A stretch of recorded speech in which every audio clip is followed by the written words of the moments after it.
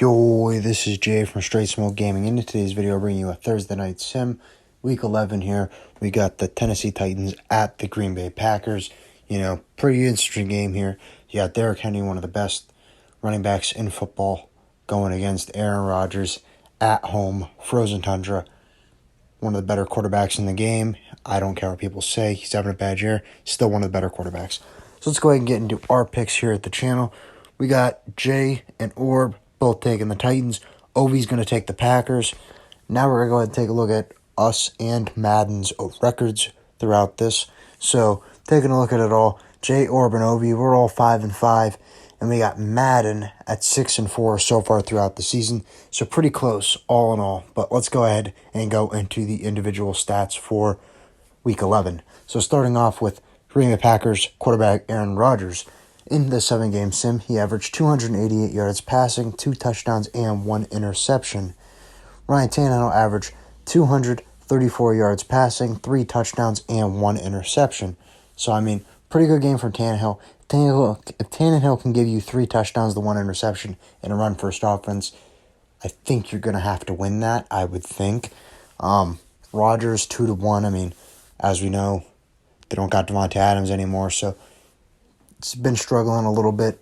Doesn't trust wide receivers as much, so let's see what he can do. We just see him connect with Christian Watson really good in Week 10, so maybe that'll bleed over into Week 11, and we'll see something from Aaron Rodgers.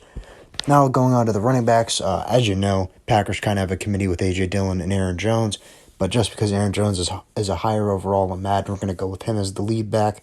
So Aaron Jones averaged 75 yards and 1 touchdown. Pretty good run game. With how the Packers' offense has been, Aaron Jones has to be relevant if the Packers are going to have a shot to win. The passing game's not there. You got to have the run game. And honestly, I have a feeling that both of them are going to be relevant in the passing game as well, Aaron Jones and A.J. Dillon. Now, over to Derrick Henry, averaged 88 yards and a touchdown. Obviously, run-first offense. Henry's going to get his touches. Henry's going to get involved. That is the Titans' offense. So, no surprise there. Good games from both running backs. Now, going into the receiving-wise. So, the way we do receiving is we write down all the best players based on how the games went. So, yeah, if you're one of the 3 best receivers, I write your name down. Whichever name comes up the most in the 7-game sim, those are your guys to watch. So, starting out for the Packers, we have Allen Lazard with 7 of 7 big games, Christian Watson with 5 of 7 big games, and Robert Tonyan with 5 of 7 big games. So, yeah, normally I would assume Dubes would be in there too, but, he's hurt. So, you also got Cobb coming off an injury. He's going to be active. Who knows? He's coming off an injury. Over to the Tennessee Titans, you got Robert Woods with 6 of 7, Derrick Henry with 5 of 7. That's pretty surprising. He's that active in the receiving game. And Austin Hooper with 5 of 7 big games. Along with the Packers, the Titans, they do not really have the big name, flashy wide receivers this year. So I guess maybe look for Treylon Burks as well. He's coming off the IR. It's looking like he's going to play.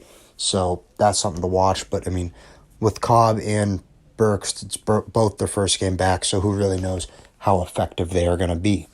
So with that all being said, we're going to go ahead and go over Madden's picks. So in the 7-game sim, Madden had the Packers winning 6 of 7 of the games with an average score of Packers 31, Tennessee Titans 26. So Madden's saying that this is going to be kind of close. It kind of depends. It's going to be within a 1-score game is what they're saying. But, it's looking like it's going to be high scoring.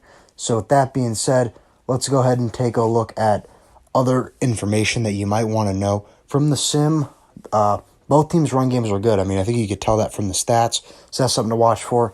The Titans were not using a lot of different receivers. No surprise here. Their identity on offense is running the ball. So no surprise there.